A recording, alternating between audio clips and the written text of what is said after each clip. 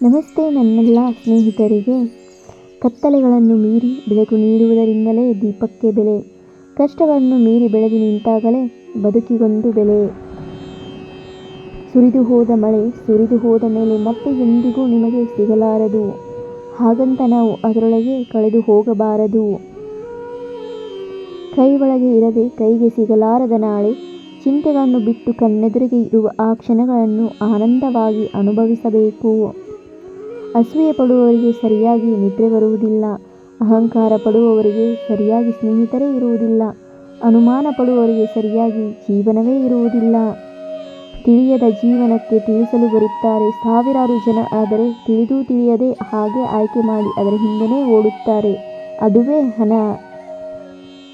ಯಾರಿಗೆ ಸಹನೆ ಇರುತ್ತದೆಯೋ ಅವರು ಏನು ಬೇಕಾದರೂ ಸಾಧನೆ ಮಾಡುತ್ತಾರೆ. ನಿಮ್ಮೆಲ್ಲ ಸಮಸ್ಯೆಗಳಿಗೆ ಸಹನೆಯ ಕೊರತೆ ಮೂಲ ಕಾರಣವಾಗಿರುತ್ತದೆ. ನೀವು ಯಾವಾಗಲೂ ಸಹನೆಯ ದಿಂಬಿಗೆಯನ್ನು ಶಾಶ್ವತವಾಗಿ ತುಂಬುತ್ತಲೇ ಹೋಗಬೇಕು. ಇನ್ನೊಬ್ಬರನ್ನು ಮೆಚ್ಚಿಸಲು ನೀನು ಬದುಕುವ ಬದುಕು ಎಂದಿಗೂ ನಮಗೆ ನೆಮ್ಮದಿಯನ್ನು ನೀಡುವುದಿಲ್ಲ. ಜೀವನದಲ್ಲಿ ಇಷ್ಟಪಟ್ಟವರನ್ನು ಕಳೆದುಕೊಳ್ಳಿ. ನಿಮ್ಮನ್ನು ಇಷ್ಟಪಡೋರನ್ನು ಯಾವತ್ತಿಗೂ ಕಳ್ಕೋಬೇಡಿ. ಯಾಕಂದರೆ ನೀವು ಇಷ್ಟಪಡೋದು ನಿಮ್ಮ ಕೈಯಲ್ಲಿ ಇರುತ್ತದೆ. ನಿಮ್ಮನ್ನು ಬೇರೆಯವರು ಇಷ್ಟಪಡುವುದು ನಿಮ್ಮ ಕೈಯಲ್ಲಿ ಇರುವುದಿಲ್ಲ. ಉಪವಾಸ ಇದ್ದು ಸಂಪಾದನೆ ಮಾಡಿ. ನಾಳೆ ನಿಮ್ಮ ಮಕ್ಕಳ ಭವಿಷ್ಯಕ್ಕೆ ಒಳ್ಳೆಯದಾಗುತ್ತದೆ. ಬೇರೆಯವರ ಹೊಟ್ಟೆ ಒಡೆದು ಸಂಪಾದನೆ ಮಾಡಬೇಡಿ. ಯಾಕಂದರೆ ನೀವು ಮಾಡಿದ ಪಾಪ ನಿಮ್ಮ ಮಕ್ಕಳ ಮೇಲೆ ಭಯಂಕರವಾಗಿ ಪರಿಣಾಮ ಬೀರುತ್ತದೆ. ಮರಣದ ಬಳಿಕ ಬಿದ್ದು ಬಿದ್ದು ಅಳುವವರು ನಮ್ಮವರೇ. ಬದುಕಿದ್ದಾಗ ಮಾತು ಮಾತಿಗೂ ಚುಚ್ಚಿ ಚುಚ್ಚಿ ಕೊಲ್ಲುವವರು ನಮ್ಮವರೇ. ಈ ಬದುಕೆಂಬ ನಾಟಕದಲ್ಲಿ ಏಳು ಬೀಳಿನ ಪಾತ್ರಧಾರಿಗಳು ನಮ್ಮವರೇ ಆಗಿರುತ್ತಾರೆ. ಕಾಗೆ ಕಪ್ಪು ಬಣ್ಣ ಇದ್ರೂ ಹಂಚಿ ತಿನ್ನುವ ಮನಸ್ಸು ಕಾಗೆಗೆ ಇದೆ. ಬದುಕುವುದಕ್ಕೆ ಬೇಕಾಗಿರುವುದು ಬಣ್ಣ ಅಲ್ಲ, ಬಣ್ಣ ಬದಲಾಯಿಸದೇ ಇರುವ ಗುಣ.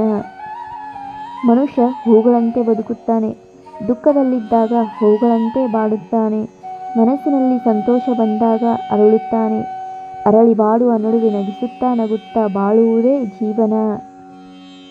ಶಾಯಿ ಮುಗಿದ ಮೇಲೆ ಹೇಗೆ ಪೆನ್ನಿಗೆ ಬೆಲೆ ಇರುವುದಿಲ್ಲವೋ ಹಾಗೆಯೇ ಅವಶ್ಯಕತೆ ಮುಗಿದ ಮೇಲೆ ಸಹಾಯ ಮಾಡಿದವರಿಗೆ ಬೆಲೆ ಇರುವುದಿಲ್ಲ. ನಗುವಾಗ ಚಿಂತೆ ಇರುವುದಿಲ್ಲ, ಚಿಂತಿಸುವಾಗ ನಗು ಬರುವುದಿಲ್ಲ. ನಾವು ನಕ್ಕರೂ ಅತ್ತರೂ ಸಮಯ ನಿಲ್ಲುವುದಿಲ್ಲ. ಅದಕ್ಕಾಗಿ ನಮ್ಮೆಲ್ಲರ ಜೀವನದಲ್ಲಿ ಎಲ್ಲರೂ ಹೆಚ್ಚಿಗೆ ಮಹತ್ವ ಕೊಡಬೇಕಾದದ್ದು ನಗುವಿಗೆ ಮಾತ್ರ. ಕಾಲ ಕೆಟ್ಟಿತೆಂದು ಜನ ಹೇಳುತ್ತಾರೆ, ಆದರೆ ಕಾಲ ಕೆಟ್ಟಿಲ್ಲ. ಕೆಟ್ಟಿರೋದು ಜನರ ನಡತೆ, ಆಚಾರ ವಿಚಾರ ಮಾತ್ರ. ಜೀವನದಲ್ಲಿ ಮೊದಲು ಕೆಟ್ಟ ವ್ಯಕ್ತಿಗಳನ್ನು ನಂಬಿ ಮೋಸ ಹೋಗ್ತಾರೆ. ನಂತರ ಒಳ್ಳೆಯ ವ್ಯಕ್ತಿ ಸಿಕ್ಕಾಗ ನಂಬುವುದನ್ನು ಬಿಡುತ್ತಾರೆ. ಸತ್ಯವನ್ನು ಹೇಳುವ ಅಭ್ಯಾಸ ಮಾಡಿಕೊಂಡರೆ ಭಗವಂತನಿಗೂ ಹೆದರುವ ಅವಶ್ಯಕತೆ ಇಲ್ಲ. ಸುಳ್ಳು ಹೇಳಲು ಪ್ರಾರಂಭಿಸಿದರೆ ನಮಗೆ ನಾವೇ ಹೆದರಿ ಬದುಕಬೇಕಾಗುತ್ತದೆ. ನಾನು ನನ್ನಿಂದ ನನ್ನದೇ ಎಲ್ಲವೂ ನಡೆಯುತ್ತದೆ ಎಂದು ನಿಮಗೆ ಅನಿಸಿದರೆ ಈ ಕೂಡಲೇ ಬಿಟ್ಟು ಬಿಡಿ.